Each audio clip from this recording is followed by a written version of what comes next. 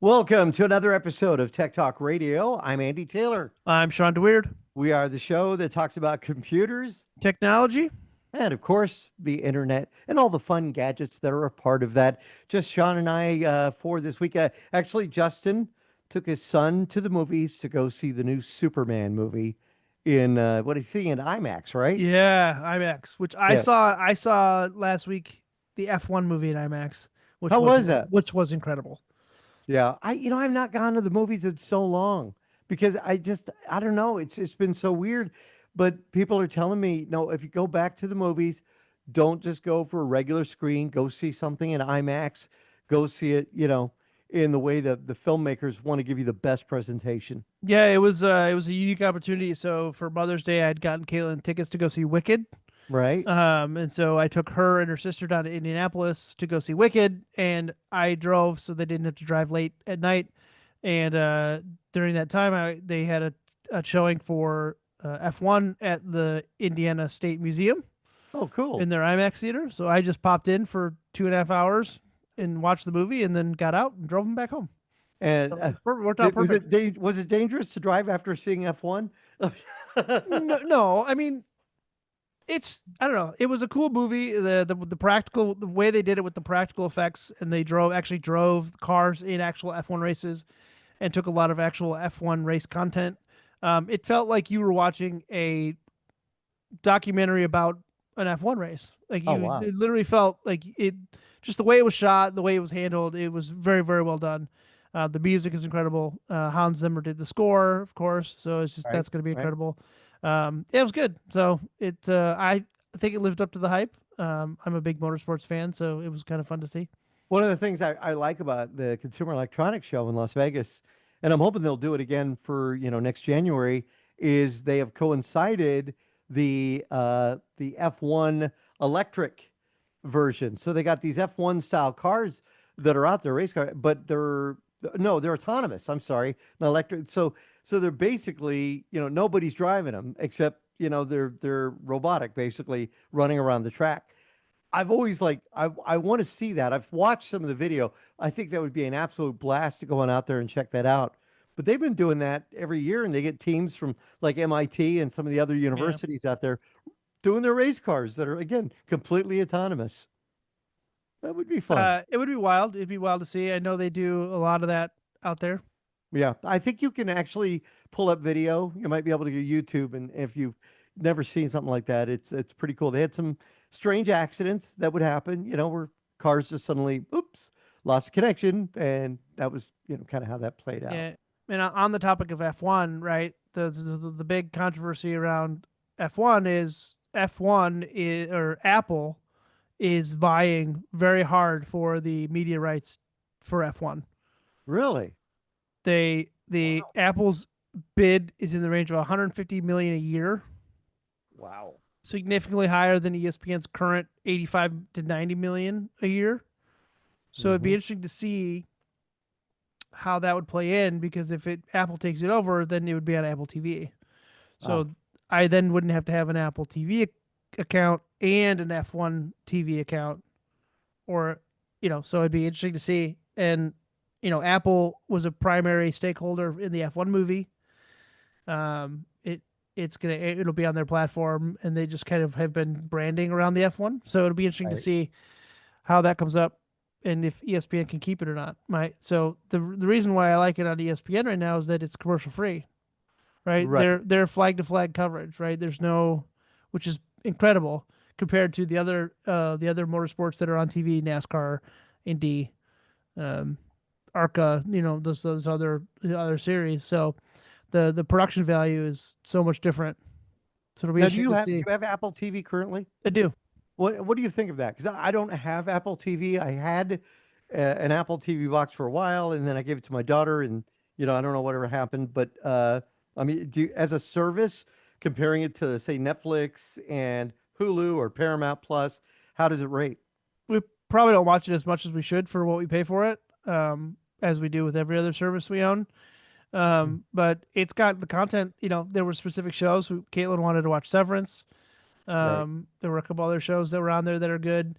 And to be honest, sometimes the movies that we want to watch, um, when you search for a movie on the Roku, it tells you which apps they're on. Sometimes the movies we want to watch are only on Apple TV, or they're only on Amazon, or they're only on Netflix, or they're only on Paramount Plus. So just Right. we kind of spread the wealth around our family with the Apple ID accounts and stuff. So it's like Right. Netflix is shared, Disney Plus is shared, um, and the Disney Plus one is included in our Verizon bundle, so that works out really well for us. That's good. Yeah. So again, it's just how many streaming services do you want to pay for, right? I know I have I do a bundle with my provider, which is Xfinity, and I get like Peacock Premium, which is kind of cool. I get HBO or Max as it is. I don't get HBO itself. I get Max, which is online. They're rebranding back to HBO, by the way. HBO. So I wonder if it's. I mean, how? Yeah. What is that going to change? What is that going to mean? I mean, I don't It's get it. just back to HBO Max. I don't know. It's It, just, it's they're a, rebranding back to what they were. sometimes these companies do these things. You're like, what does that all mean? Hopefully, maybe they'll get people back. I don't know. Uh, And then we get Hulu. We get Hulu with that as well. So Hulu, Disney, and Max. But it's funny because you mentioned that, maybe you don't watch it as much. I can't tell you the last time I've logged in to Max to see something. Most of yeah, the time it'll be Hulu or, Disney. I I, don't even. I think the current climate for a lot of the streaming stuff is the streaming platforms are vying for internet eyeballs, right? So, do you know the famous YouTuber Miss Rachel?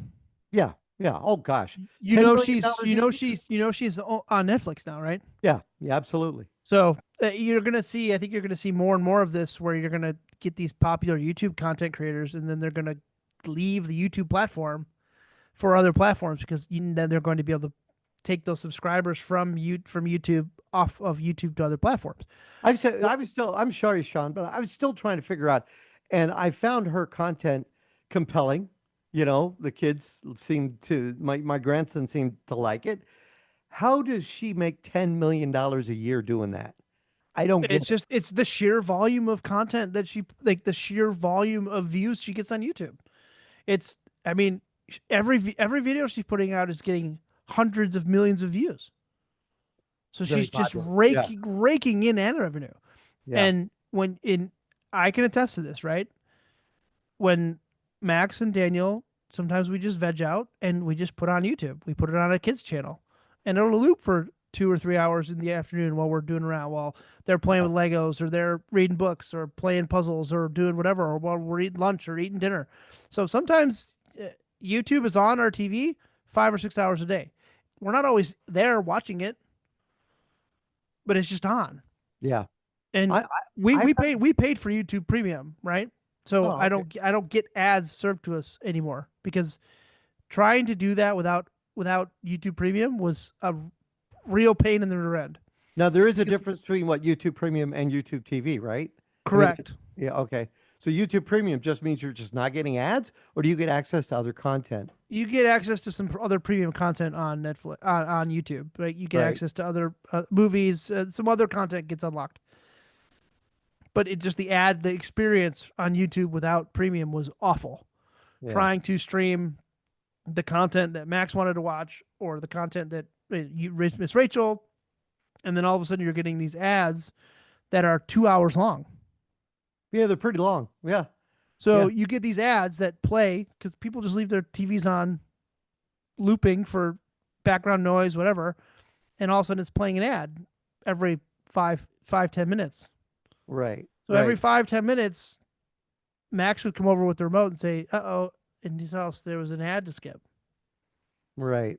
Like he There it, was, it's funny though because I've noticed that as the kids get older, and I think Max is the same age or near the same age as my grandson, um, they tend to like the quality of like they've number blocks was big. Number blocks hmm? was huge, right? And he has tended to now I can put on PBS Kids and he'll love PBS Kids, and loves the programs. And I notice it just grabs his attention, and not Sesame Street per se, not Elmo or any of these other shows. It's more of the different content that they put on there that's geared at the children. And as I getting older, I noticed that the educational programs are better. And Miss Rachel seems to have tapped into that young market as well as the older, the older kids. They have, not in the obviously, not double at past the age of 9, but they seem to really enjoy watching that. And parents watch it with the kids because they feel safe. Yeah, I mean, it's not awful content to watch. The music is catchy, Yeah, and it's not like it's people that don't know what music is, right? Some of the people on her show are actual Broadway actors and actresses. Broadway, they have live on Broadway. So, some of her friends and family have been on the show that are real professional musicians. So you add a production quality to it, and her production quality on the camera side and the editing side has gone up significantly compared to the earlier. But that's every show, every kind of the track for every YouTube person that's gotten popular over the years is, they start with a crappy webcam and a crappy microphone, and then they get a little bit of money and they buy some better equipment, and then they get better. So I don't know. It's just wild to see the transition of what we're watching on YouTube compared to 2 decades ago. now I'm older than you. And now you think about what you grew up watching. What was kind of like a big influence for you? Do you So look we back? actually we actually talked a little bit about this with some of my family. Is what is the shared internet experience these days, Oh, yeah, right? dude, yeah. So for me, I grew up, my internet experience started in the late 1990s, so 97, 98, when the internet kind of really Wow. started to be a thing, right? Yeah, Into the early 2000s, so like grade school through middle school through high school. So primarily from 2000 to now, right? Was when my yeah, internet is. So when the internet was first around, everybody had the same shared experience. yeah. You all went to the same Flash websites. You all went to the same humor websites. You all went to the same video websites, LiveLeak, YouTube, eBombs World. Everybody had the same shared internet experience. So when I said, "Oh, I saw this funny thing on Homestar Runner," everybody goes, "Oh yeah, it was great." Strong Bad opened up emails and all. And but that today is different Yeah. because the kids we get in our program at the university are all talking about, oh, I watched this TikTok, or I watched this influencer, or I watched. But then this kid over here said, well, I don't know who that is. Right. I've never heard of that person. I watched this electrical engineering YouTube channel, or I watched this, marble racing YouTube channel, or whatever. No kids now growing up with the internet will have a shared internet experience. It's all going to be different. It's all siloed. It's That's all true. based on what you give the algorithm. It's all based on what your interests are. So it's interesting to see. So like for me, I grew up watching a lot of storm chasing videos because that interested me when I was growing up.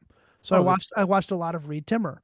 Well, Reed Timmer is now probably one of the largest storm chaser YouTube channels that exists. He's a little eccentric. He's probably not the most popular by a lot of stretch. So I watched him, and then I mean, there's not really any other YouTube creators that I followed. That's outside of my motorsports connections. I like to watch a lot of V8 supercars because they post a lot on YouTube, a lot of motorsports videos. But other than yeah. that, I don't really have a set number of people that I follow or content creators that I followed. And especially for the last like 5 years, I've been off the internet a little, off the social media a little bit. So it's been interesting to see how I get my content, Right, right, whether it's from what Caitlin shows me, or what I get through Reddit, right. or what I get shared via my friends. Do you? So, Now, I do this with my grandson. Do you do with your kids? Like, you might. I heard about this channel. I want to check it out, and you might look at it and just to see is this something that would interest them? That kind of thing. Or do you just go with what the most popular ones yeah, that are I mean, fed? we kind of just let it, we kind of just let it go. And Right. Max, he had some interest. He liked trains for a while, he liked airplanes. So we watched a lot of like live streaming of airplanes, train videos. And then he kind of got into Hot Wheels and Legos. We did a lot of Hot Wheels and Legos. and now he's more into a couple of just silly animated ones. Right. Some animated panda bear ones that are funny with songs that are catchy. Were you able to keep him away from Baby Shark? Were you? No, no, no. So one of the shows is called Baby Bus, which is by Right. the people who made Baby Shark. Ping Fong. Yep. So there's a lot of the songs in there for that, which is fine, but it's fine. Yeah. But we've with the YouTube Premium side of it too, it allows us to curate it a little bit on the side, so we're not getting into the. It's not unfettered access for him, right? He doesn't just have the remote and can Oh yeah. click to watch whatever he wants. He's also only 3.5, so he doesn't really know what he wants. He just knows, oh, I want to watch Cars, or I want to watch YouTube, or I want to watch yeah, Cars, Legos. That was big for him. Right. Those are the two big ones. Like he likes to watch people unboxing Matchbox cars. Oh, that's awesome. He likes to watch people build Legos. So like Right. speed building, things like that. He Yeah, likes to we watch. ended up getting. I'll tell you, we got August number blocks because he watches number blocks. So we got him the number blocks. So that's got to be huge revenue for them to be able to sell the toys that are branded based on the. So he'll be watching the number blocks and building the number blocks. So they all kind of plug into each other and put a number on the top of them and everything else. And then this is kind of cute. I got to tell you about this. I'll post a photo up on our blog. We got him the alphabets. They're A B C D E F G. We got him those. They're in a wooden like a little wooden platform, and they fit in there. And he could create words. Well, now he's watching like he'll watch TV and see the bug in the bottom of the right screen, and it says PBS, and he'll create PBS with the letters. So the other day, I had recorded my Fox segment, and it was on. And what did he create? Fox. Which, of course, I said to the producer of the show. She thought that was cute. But yeah, so I mean, there are so many kids are learning in so many different ways. Whereas before, you think about this too. If you had to do any research, you had to have mom and dad drive you to the library. That's what my mom and dad would do if I needed to do research for a project. There wasn't the internet when I was growing up. That didn't come along till I was having kids already, and you know as far as educational TV, I actually worked in high school. I was the student advisor to our local KOCE TV for educational television. I don't know how I got into that, but I ended up going to meetings, and I would say, yeah, the kids would like this, or the kids wouldn't like this, the kids would like this. And we saw a lot of 321 Contact, some of the other shows that were, available on that local PBS type station. And it's funny because now I just think, man, kids have got it great. They have to do studies. They can pull it up. And now you've got AI that is doing things. There's even Corson. I think we're going to try and get this guy on the show that actually has a website that helps educators learn how to use AI in the classroom and, not to use it incorrectly, because use it incorrectly, that can't be great for the students. So again, it's, I don't know, it's pretty interesting. I like to see where we have come from and where we're going. It'll be interesting to see in four more years when Max is actually in grade school, first, second grade, how this all pans out.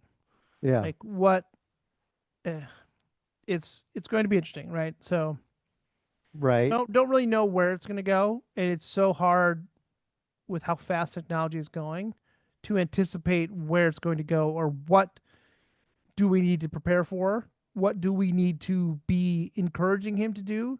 What do we not want to be doing? What impacts does though are these technologies going to have on his social life growing up, on his mental aptitude growing up? Like how are these going to impact him? So it's just trying to we're encouraging, we do a lot of book reading. Good. We do a lot of puzzles. We are not doing tablets in the car. Right. So whenever we're traveling, it's books or toys, or they can stare out the window. If they throw their toys around or throw their books, they don't get anything. So we're at least for a point, right? Up until a point where they can understand what they're doing and why, they're not just aimlessly staring into a tablet and swiping while we're driving. Right. And just being present with them more. Yeah. And we're doing a lot of outdoor stuff. It's really nice out here. The weather's really nice, so we've been doing a lot of hiking on the weekends. We've gone camping 5 times this year already. So just being more present with them with less screen time. Now, it's interesting because, and I like to talk about this because it's like sometimes when we come home from work, we just want to relax. We just want Yeah. to do what we want to do. I know the feeling. And I have to remind myself our daycare has been fantastic. So when Caitlin and I are both working, our daycare is so good about engaging our children in things, and we get updates, and we get feedback, and we can provide our feedback to what we want our kids to be able to do. And they're engaged from the time we drop them off till the time we pick them up. No screens, Right. activities, gym time, all that stuff. So sometimes I have to remember they've had a busy day too, right? Ah, They need some mental unload time, right, to just process the day. good So point. we don't want to necessarily force them to not have screen time at home with limits, right? We're not going to just let them watch TV for 6 hours until they go to bed. Right. But we have to remember that like they've been engaged all day long mentally, and that their brains still need a break just like ours. Yeah. So Yeah. I had somebody ask me about AI, and they were wondering, like, what do I think about it? And I'm very honest. I do use it, and I think it's important to understand how it works.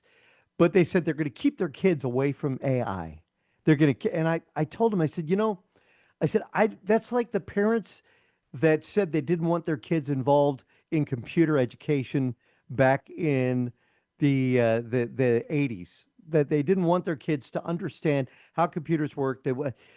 That actually can be a detriment. I think it's important that they understand how AI can work, not to do the work for you, but to understand that you're going to have to understand how to prompt it, how to get the correct information. I, some parents will probably disagree with me, but I think it's important that they understand that it is something that is being used. parents have to take the responsibility to help educate future generations. You have to. You have to be involved. The people that said, I don't want my kids involved in computers, they just didn't understand how computers were going to help shape the future. They just didn't. Yeah. They didn't, they were scared of it. They thought it was going to take away jobs, which they did. It did, Mm. but it generated so much more on the back end in terms of technology, generational wealth, um, generational knowledge. So the people that are saying like AI is garbage, we're not going to let our kids use AI, we're not going to let our kids do screen time, we're not going to let our kids do this.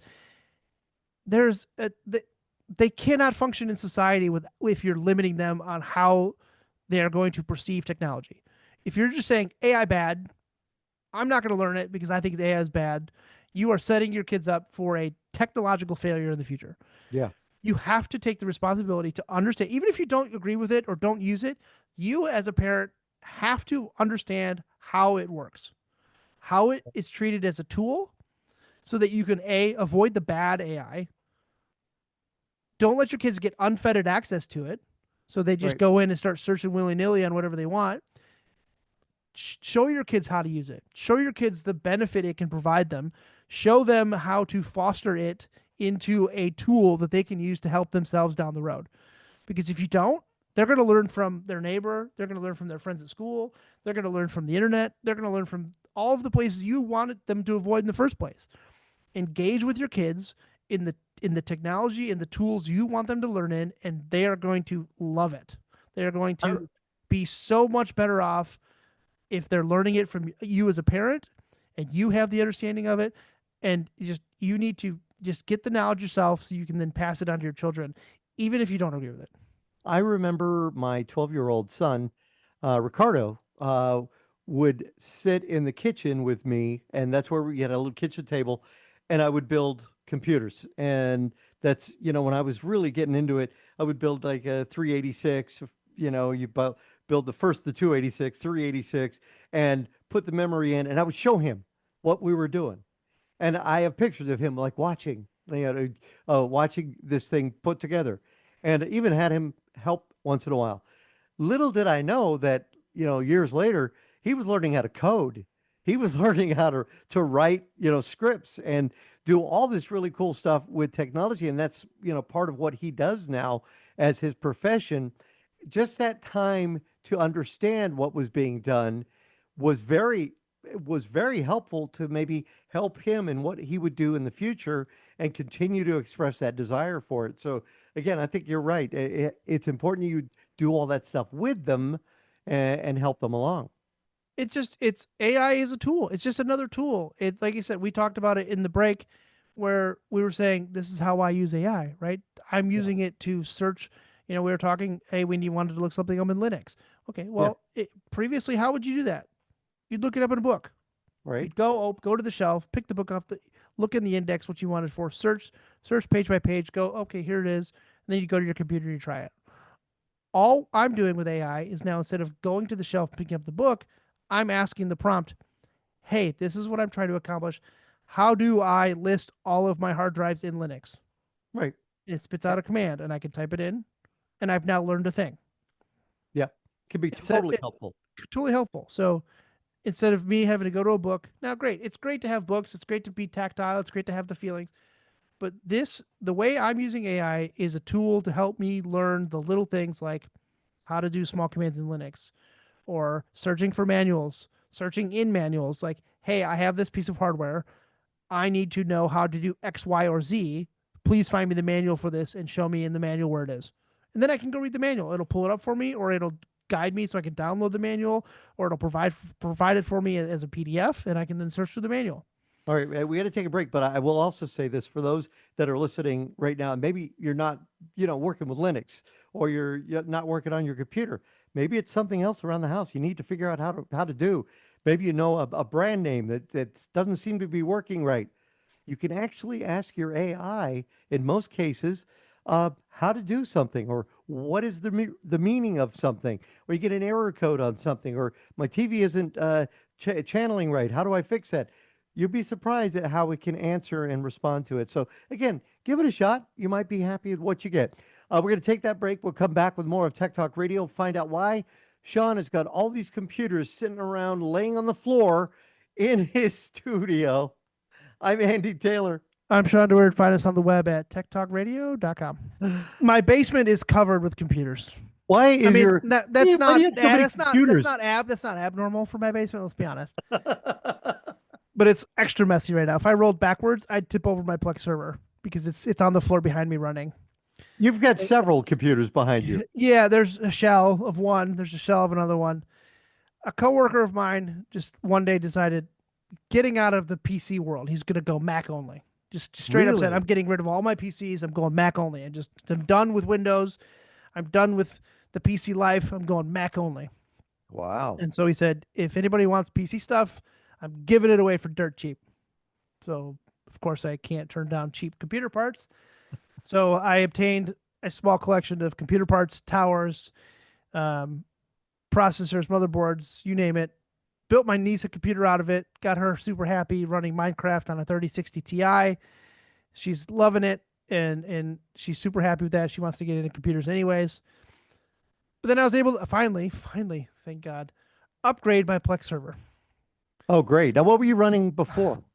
My old, it's actually the process. The motherboard's back there. It was running an old iBuyPower micro ATX board. Oh, wow. Wow. Running an i3 Mm-hmm.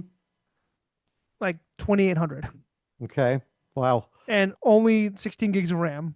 That was Windows. DDR3. It was originally a Windows Vista machine, I think, or a Windows 7 machine, I think, maybe even. But it was an old iBuyPower PC that I had ripped out of a box, shredded it apart, took the micro ATX board out, put it. It was running a very low end i5 or an i3 or something.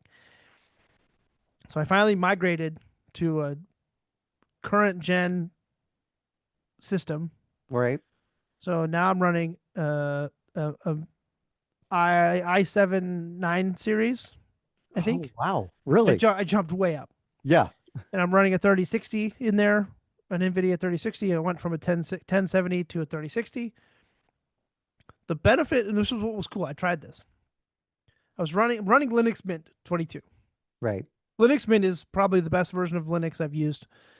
It's just got a great Yeah. UI. It's super easy to use. I thought when Ubuntu was the thing until I installed Linux Mint and played around with that, and I said, nope, this is Yeah, I it. mean, I've played with Debian, I've played with Ubuntu, I've played with Elementary, I've played with a handful of other Linux distributions. Linux Mint is by far the best and easiest one that I've had in experience using. So everybody's going to have their own opinion. Yeah. But I was curious, so I asked one of my coworkers. I was like, "Do you think if I went from a Intel processor to an Intel processor and a NVIDIA GPU to an NVIDIA GPU, if I could just migrate the OS Ooh, into the new machine, the new system?" ouch. All right. He's like, I don't know, never tried it. So I just moved the hard drive over. Sorry, I have a leg cramp. Yeah. Oh, I just moved the hard drive over and plugged it into the the motherboard, booted to it, and it loaded. you had no problem with it? Zero issue loading into it. Oh my God, that's pretty It detected that there was a change, right. and I don't remember what it said, but it booted, so I figured it was gonna be fine. That's And awesome. I haven't had any issues, right? And that was off the integrated graphics on it. Right. And then I put in the 3060, downloaded the Linux NVIDIA drivers, loaded them, and it's been running fine. Now it's still sitting right behind me because I haven't had a whole lot of time to actually put it back in the rack in my workshop and remount it and get everything back in. Plus, because the old micro ATX board only had 4 SATA ports on it, Right. now I have 8 SATA ports on this motherboard. Oh man. I can populate it with 4 more 2 terabyte drives and put them in RAID and get 6 terabytes of storage in a RAID. So now I'll have a little bit more RAID space, which I wanted originally. Right. For our listeners who don't understand, Sean, a Plex server, can you quickly tell us what is that? So Plex is a media server that plays media off of a computer that you can then stream via the app or the Windows application and play media back, movies. So I've ripped all of my DVDs digitally. So I have used Handbrake or Make MKV to rip my DVDs and my Blu-rays digitally. It basically pulls the media files off them and stores them on my computer. Plex is then basically a library for that, where I can put those files into Plex and then view them on the app and play them. So I can It's play them on almost like having your own Netflix or it's your a own. home it's Yeah. a home theater system, right? It's a home it's a media player. There are many like it. Use alternative to find Right. out another one if you don't want to use Plex. But it allows us to put media on the network and then be able to watch it on your iPhone, watch it on your Android, watch it on your smart TV, watch it on your Xbox, your PlayStation, your PC. But it's great because I've also put all of my home movies on there. Right. So all of my family stuff is in there. And then what you can do is if you're smart enough about it, you can make it accessible outside of your home. Right. So I That- just tell my family, hey, download Plex, connect to my server. Here's my login. Connect to this IP address, and then they can watch all of the home movies that I have on my Plex server. They don't Yeah, have to and you go. could They don't have to choose go to what YouTube. you could Yeah, choose what they're able to see. So that's yeah. kind of cool. So Yeah. then I don't have to. They don't have to go to a Google Drive and download a Google Drive folder or a link and watch it there. They can just go to Plex and they can watch whatever they want, and it treats it. You can put thumbnails in, you can give descriptions, et cetera, et cetera. So that's what you see behind me is kind of a Plex upgrade graveyard with PC parts kind of strewn all over the place. All right, one of the big things this past week has been, of course, Apple is continuing with different announcements, and there's a new beta. We're going to take a quick break. We come back. We'll find out if you've had a chance to install that. With more of Tech Talk Radio, I'm Andy Taylor. I'm Shawn DeWeird. Send us an X at Tech Talk Radio. No doubt, when you are looking to make a friend, sometimes you can go on to Facebook and you might find somebody in your circle that you could connect with that maybe have the same interest. When it comes to dating, there have been so many dating apps over the years for connecting, whether it be sites like Tinder or even some of the other sites that are out there. And I've even seen some people jump on a LinkedIn and try and establish friendships there. But there is a new website that is really making a great connection with the female audience. And Anna Bilch is the founder of Les Amis, if I pronounced it right, and is with us on Tech Talk Radio. Anna, thank you so much for coming on the show. Absolutely. Thanks for the invitation. Tell us a little bit about this idea, Les Amis, and how it is redefining how women make meaningful friendships in 2025 outside of possibly the dating world. Sure, absolutely. So first of all, like how Lesami was created and why Lesami was created is basically from my personal story. In general, I moved countries twice. So first, I'm from Estonia originally, then I moved to Dublin to work at PayPal as a product manager, and then after a couple of years, I moved to Barcelona. And I was absolutely surprised that it's actually so hard to find like-minded people in the new city, especially if you're not a student anymore, you're working from home, or maybe you're working like in the office or like with the colleagues who is, for example, much older than you, or only like male-dominated company and so on.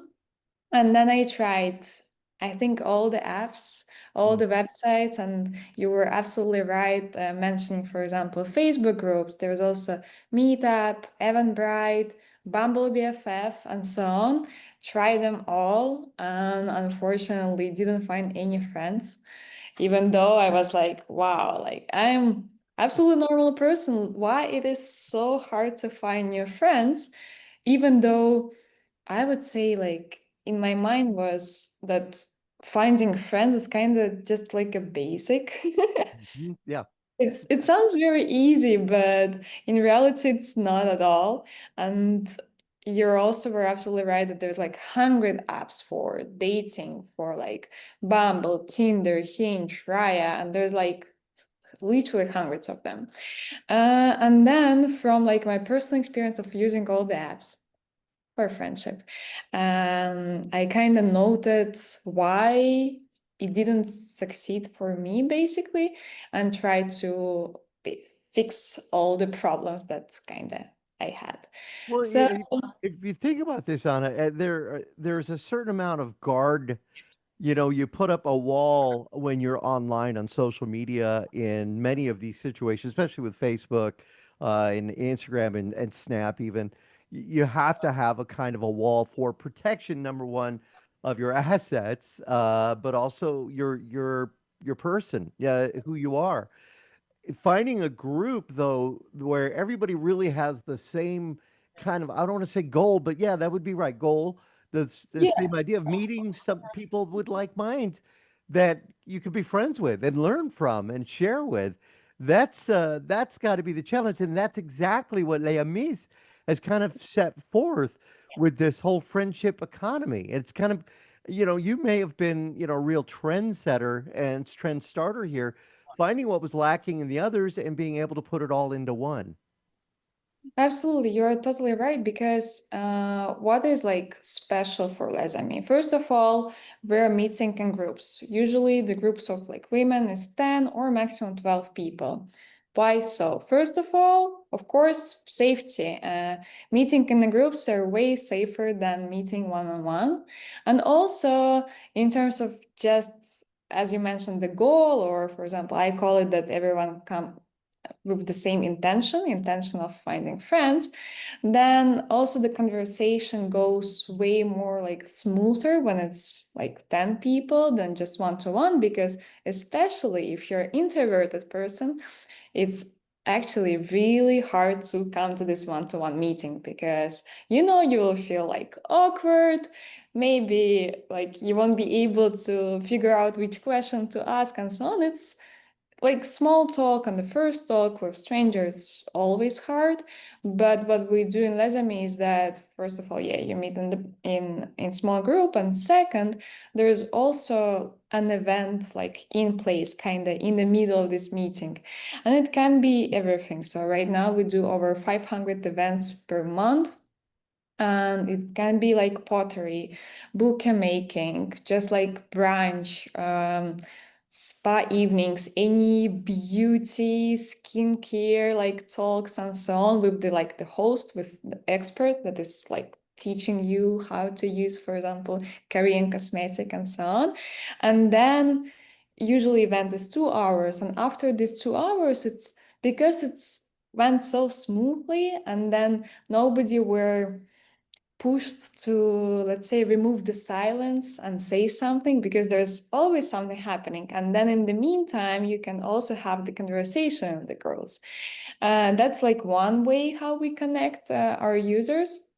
And the second way works a bit different, is that we build our own algorithm, like AI model, which basically calculates the connectivity score between women based on their profiles. So basically, like, for example, Anna and Emma, they have many things in common. The connectivity score is 92%, for example. And then we create a chat group for them and explain why you got connected, which also really helps, because then they have this kind of theme for a small talk. Because that, like, it says, okay, of course you both live in the same city and you both like play tennis and love something else. And then as an easy question, it can be already asking like, oh, like, for how long you're playing tennis and where you playing? Maybe let's go together to play tennis. And that's how we meet. And that's what we see from like all the feedbacks from this like AI feature that we built in the app, that there is actually the feedback is really, really good. So you can actually group this geographically as well. So if you have like a group that is in like Green Valley, Arizona, or Phoenix, or possibly, you know, in another part of the world, or you maybe even they're from those areas, they can actually connect with those that have those same interests based on the area as well with Yeah, these events. That's a great idea. absolutely. Yeah, that's how it works. Now, what was it like, Anna, for you to get this great idea and then get it made? Was it a challenge to get done, or did you find a lot of people that said, "No, we can do this. We can do this. We have this capability." It is definitely a challenge, and it's still a challenge, even though we're building Lesame for 3.5 years. For sure, I can say the first year is the hardest, because first of all, like, I started with my co-founder Oleg. There was just two of us in the beginning.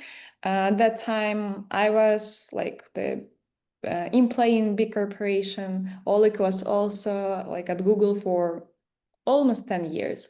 And for us, jumping into something uncertain Yeah. and very questionable, of course, it's hard, because once you have like your job in a big corporation, you're feel absolutely, let's say, safe and secure.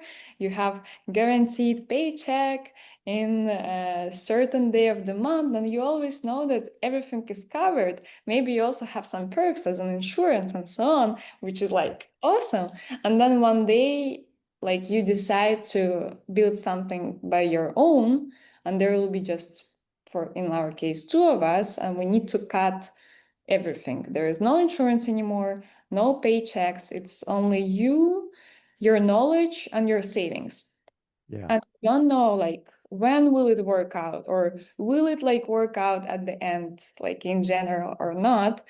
And in addition to that, even though it's already sounds scary, but in addition to that, you have an imposter syndrome, because right now there's only two of you, but imagine there is about like your idea, there's just an idea. The company is not incorporated. There is no website, there's no logo, no branding.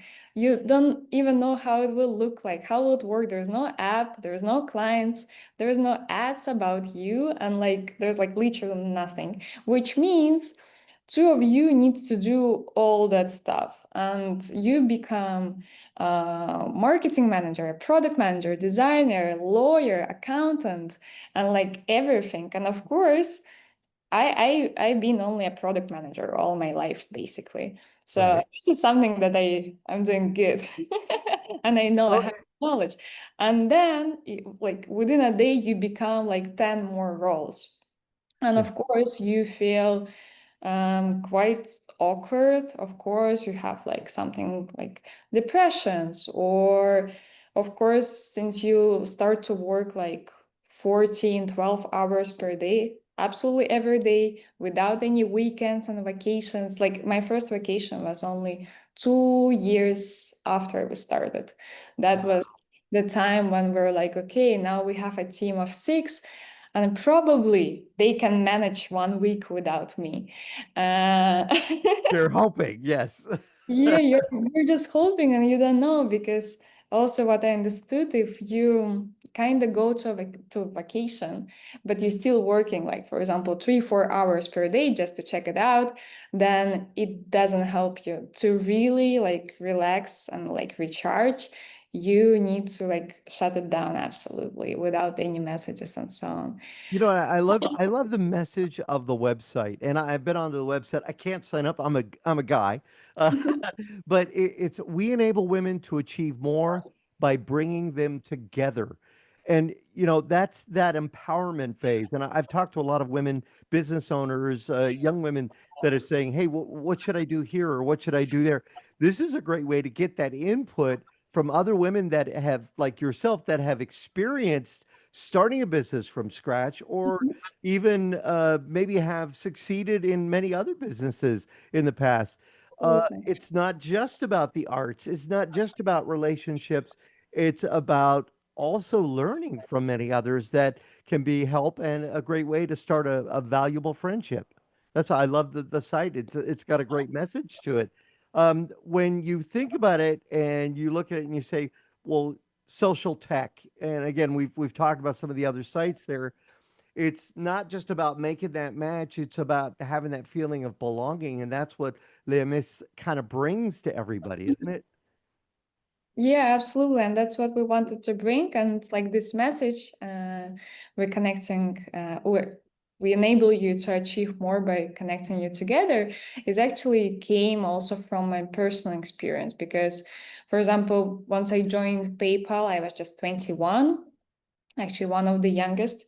And then there, I was lucky I got multiple mentors. Also, only women in the company who were like pushing me and like showing me the path where should I go.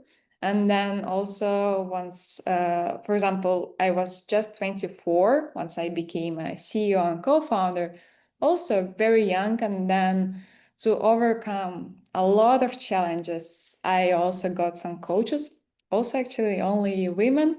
It just happened like that, who really helped me to go through the challenge of like finding myself. And also you can imagine when you're just 24, you do this tons of like different hats, you're wearing different hats, and then you go to conferences and you need to Right. speak with investors, and of course they're only men and they see this 24 years old very young girl, and of course they don't like really let's They don't say, give you their full ear, yeah, the full it's attention. like, oh, okay, you're just doing something. Okay, you're a nice girl, but let me talk with like real men and real businesses. Of course, now tables have turned, and like you can see like the result on the product and so on. But it's a really hard time, just like to show yourself, to show what you can create, and The to. website is lesamis.cc. It's lesamis.cc. The name, how did you come up with the name, and how it represents the brand? Sure. So we wanted to create a stylish brand, but which also will be kind of playful and a beautiful name. And Mm. that's how we decided that maybe it can be something French. And les amis, for example, it just means friends in French. And But the funny thing, we actually consider it as the first name, as the first idea was friends. But of course, as a business owner, the first thing what you do once you're choosing the name, you go to the Google search and put the name and Oh see yeah. like what's happening. And you can imagine there was at least like 10 pages only Oh yeah. about Friends, the TV series, and we're like, okay, it's impossible to beat them in the search. So let's think about another idea. But Well, yeah, I think it's perfect. It fits really well. It's a great looking website, and I hope our listeners take a look at it and recommend it to, their daughters, their friends, their coworkers, and a great way to continue to build. And you've seen really great growth since the site has been officially launched. actually, yes, and we didn't expect that because just within the first month, we got almost 2,000 applications just in one city. And it was like, wow, because in the beginning, I was, of course, questioning, is it like the problem just for me in Yeah. terms of finding friends? Because I never heard like anyone complaining about that. But like when we started, I mean, in the world in general, there was no such a movement of communities or different apps or like even talking about friendship. At that time, only like government, like different countries started to talk about loneliness Yeah. epidemic in general. And that year, for example, England decided to have Minister of Loneliness. Really? Oh, wow. They have this role, they have like a particular budget to like overcome the loneliness epidemic in That's UK. good. So which means that within this 3.5 years, I mean, we started it, but now there's a lot of companies like similar ones to talk more about loneliness, about finding friends, and that's actually normal to have your like third place, third community, and not only like family, work, but then they're also something else. For example, before, right now it's not really the case anymore. The third place was church. Actually, church was connecting people very well because everybody, like through like neighborhoods, are coming to the church on Sundays. They know they will meet a lot of people, make friends, and so on. But now church is losing its appeal, and now people don't have their like third place. And now the new era of communities and something like Lesami, where you have your community, you belong to something, and you have your circle around you. Well, it is great. Continued success to you, Anna. I want to thank you for coming on the show and telling us about the website. I want to tell our listeners to check it out, lesamis.cc. And I hope we get a chance to talk to you again. And again, continued success with the site. Thank you very much for this conversation. And there is an app as well that people could download to their smart devices as well, since a lot of us live on these right now. Yeah, absolutely. It's available on App Store and Google Play as well. Apple has announced that they have their iOS 26 beta.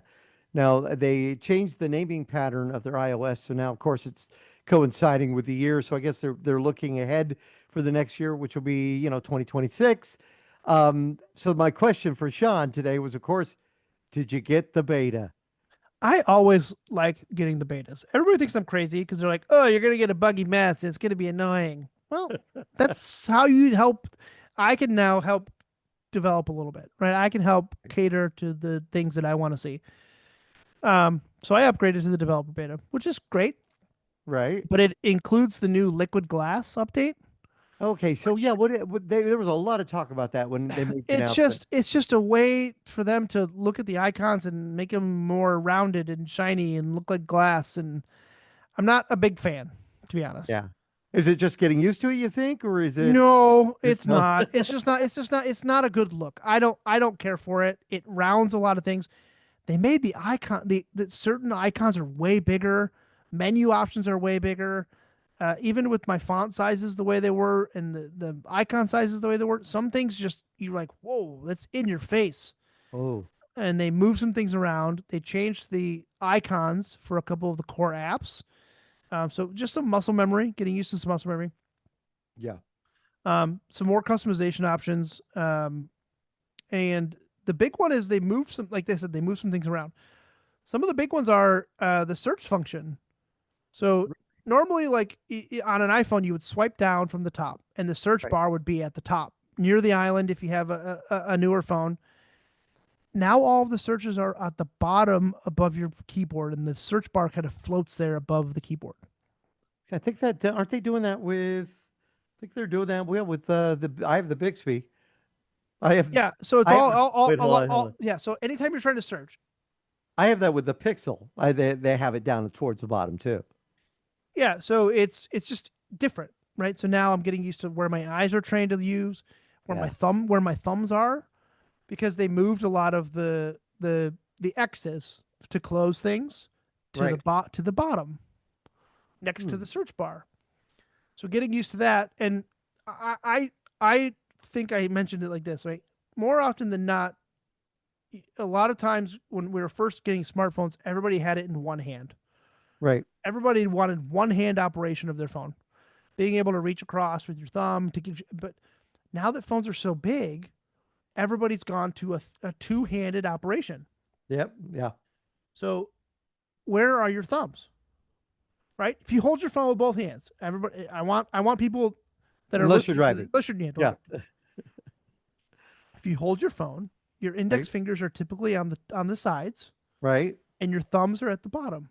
Right. So now try, while holding your phone like that, try to close a menu with an X at the top. Oh yeah. What are Oh you doing? You're moving yeah. you're moving your whole hand, Yep. or you're moving your right hand or your left hand, right?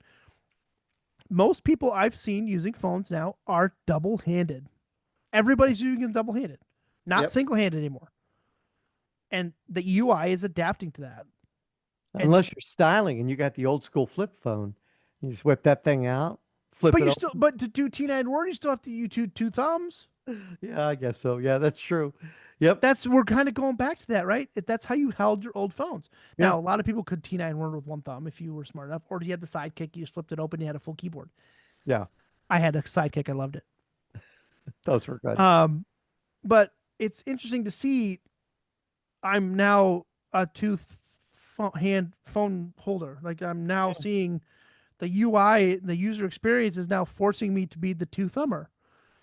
Whereas before I would do one hand and reach across or reposition my hand. I'm doing a lot less. It's actually a lot less hand movement. Yeah. It's When you're weird. holding with one hand. It's weird to think about, but it's drawing me into the two-handed, two-thumb interface. Kind of like exercising to be a thumb wrestler. That's what Hey, yeah. 1, 2, 3, 4. I declare thumb war. 5, 6, 7, 8. Yeah.